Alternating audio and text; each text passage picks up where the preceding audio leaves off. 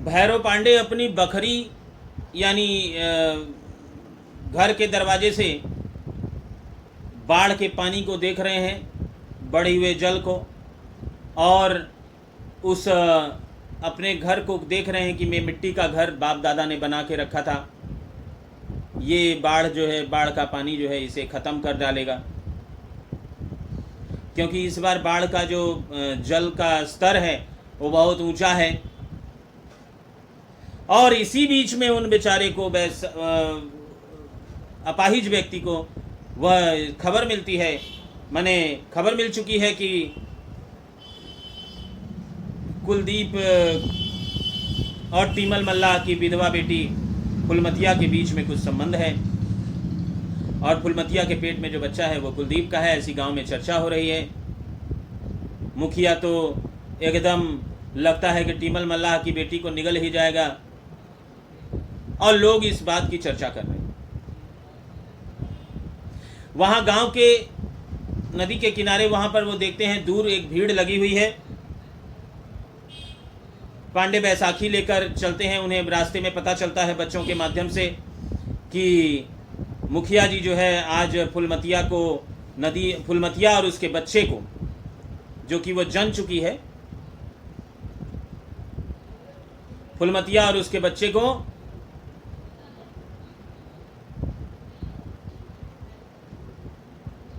नदी में फेंकना चाहते हैं,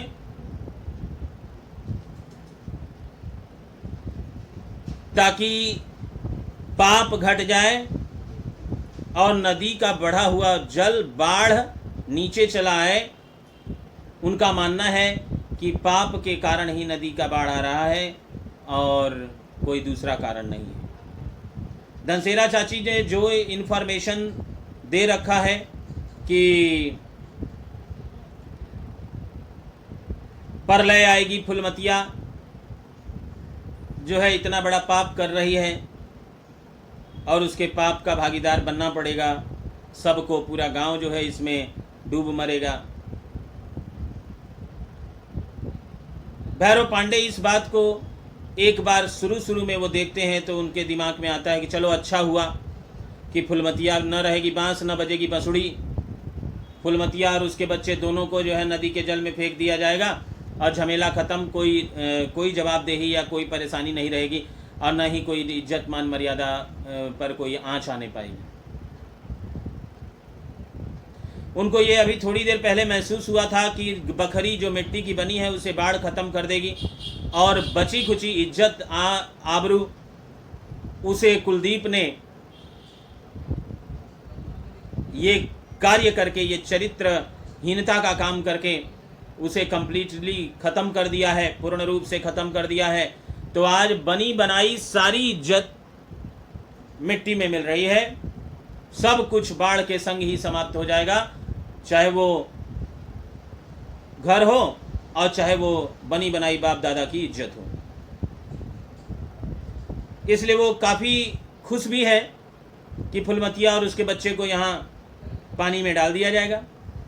लेकिन फिर भी भैरव पांडे बैसाखी के सहारे उस भीड़ के समूह पहुंचते हैं, जहां पर मुखिया लोगों को संबोधित करके यह कह रहा था कि भाइयों, इस औरत ने, इस लड़की ने, टीमल मल्ला फुलमतिया ने जो पाप किया है, इसके पाप का भागीदार पूरा गांव क्यों बने। इसलिए पंच ये फैसला लेते हैं। ऐसा है कि मुखिया के फैसले को टालने का किसी के पास हिम्मत नहीं है।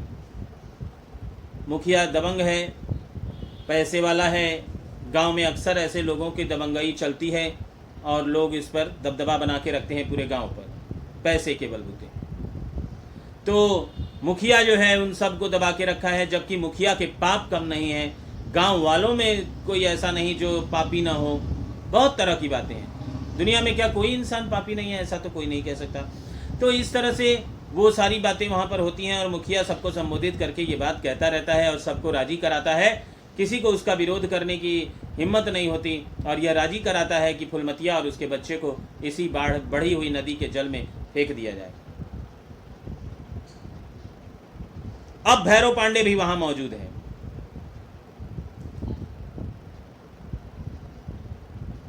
और जब उसने मुखिया की सारी बातों को सुना तो उससे रहा नहीं गया और उसने बच्चे को छीना और अपने गले से लगाया और बताया कि मुखिया चुप रहो, तुम्हारे पाप मैं गिनाऊं तो नदी का जल जो है कम पड़ जाएगा, सारे गांव के मैं पाप गिनाऊं तो पता नहीं कितने के क्या क्या पाप निकलेंगे, तो क्यों ना सबको डुबा के मार दिया जाए। फालतू बातें ना करो, मैं कुलदीप की तरह कायर नहीं हूं, ये मेरे बहू और ये मेरे घर का बच्चा है। भैरव पांडे इसे स्वीकार करके उस खाई को पाट देते हैं जो ऊंच नीच की खाई है। क्या चरित्र प्रधान कहानी है, चरित्र प्रधान कहानी है, अद्भुत।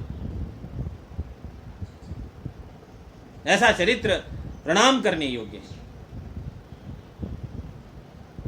और बच्चे को ले लेते हैं और फुलमतिया को अपना बना लेते हैं, अपने स्वीकार कर लेते हैं कि ये हमारे घर की है और इसके संग आप कुछ नहीं कर सकते, हिम्मत है तो करके दिखाओ, और उसे अपनी तरफ ले लेते हैं। मुखिया सारा चुप हो जाता है और कोई कुछ नहीं बोल पाता।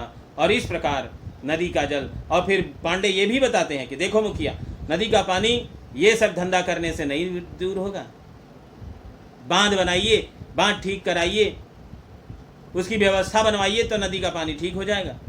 ये फालतू बातें ना करो, अंधविश्वास को बढ़ाकर लोगों को परेशान मत करो, लोगों के जिंदगी में खलल मत डालो, ऐसा ना करो मुखिया। और इस प्रकार यह कहानी बड़े ही मर्मस्पर्शी ढंग से खत्म होती। आपको इस कहानी में क्या क्या बहुत खूबसूरत मिला, आप पहले ये जान लें कि 3 वीडियो है, तीनों वीडियो बहुत एकदम ढंग से देखें। बहुत सारी बातें स्किप हो रही हैं क्योंकि जो लाइन टू लाइन बातें हैं वो आपको संभव नहीं है यहाँ वीडियो क्लास पे बताना। मैं आपको बार बार कहता हूँ, टेक्स्ट बुक रख लीजिए, मेरा वीडियो सुन लीजिए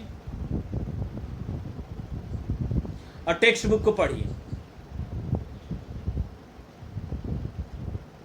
देखिए मजा।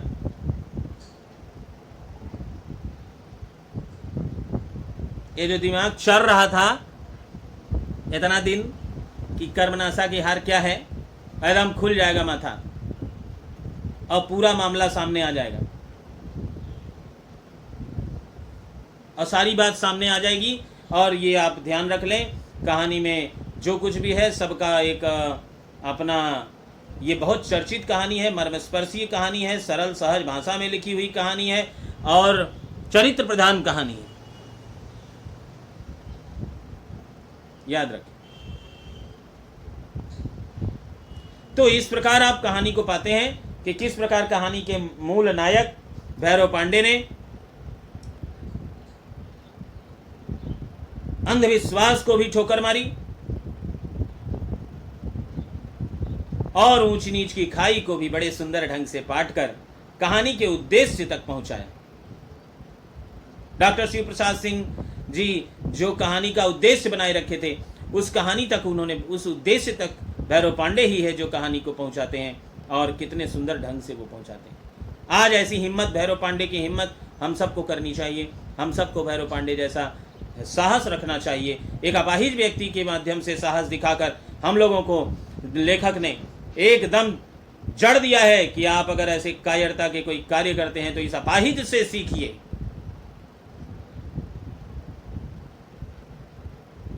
कैसे वह अपनी इज्जत, अपने आबरू, अपने घर के लोगों की इज्जत, अपने आबरू, अपने गांव के लोगों की सहूलियत के बारे में वो कितना सोचते हैं, कितना वो उनको अपने बाप दादा परदादाओं की इज्जत की चिंता है। एक अपाहिज व्यक्ति इन सब चीज़ों को सजो कर रखता है।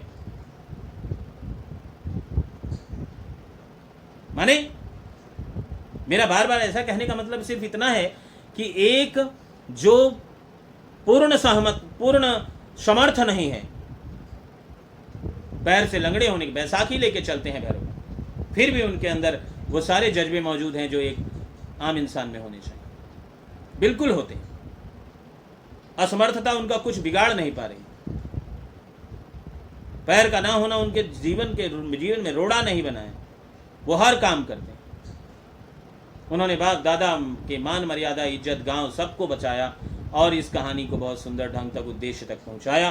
तो मेरे छात्रों, मेरे दर्शकों, मेरे सुनने वाले, मेरे व्यूअर्स, एक बात और बताना चाहता हूं कि अगर आप मुझे सुनना चाहते हैं तो सुनना चाहते हैं, देखने के लिए तो आपको YouTube पर ही आना पड़ेगा, लेकिन अगर आप मुझे सुनना चाहते हैं तो आप गूगल के सर्च बॉक्स में जाकर दुबे सर पॉडकास्ट लिखिए, जो सबसे पहला पॉडकास्ट आएगा वो आप मेरा ही पाएंगे। वहाँ पर आपको विभिन्न प्रकार के ऑडियोज़ मिलेंगे, आप जाकर वहाँ अपने उपयोगी ऑडियो को सुने। सारे ऑडियो आपको सुनने की आवश्यकता नहीं है, आप जिस क्लास से बिलोंग करते हैं उसको आप सुनिए, जो टॉपिक आपके मतलब का है उसको सुन सकते हैं, आप मुझे वहाँ भी सुन सकते हैं। मैं पूर्ण रूप से आपको डेडिकेटेड हूँ। और मैं एक बात बताना चाहता हूँ कि जब भी आप मेरे क्लास को करें, टेक्स्ट बुक सामने रख लें, हमेशा मेरे चैनल पर बने रहें। मैं हमेशा आपके लिए कुछ ऐसे ही महत्वपूर्ण और सरल सहज ढंग से कंटेंट लाता रहता हूँ जो आपके लिए बहुत उपयोगी होता है। तो मिलते हैं अगले वीडियो में। धन्यवाद। स्वस्थ रहें, सुरक्षित रहें, अपना ध्यान रखें और अपना प्यार हमारे इस चैनल के साथ बनाए रखें।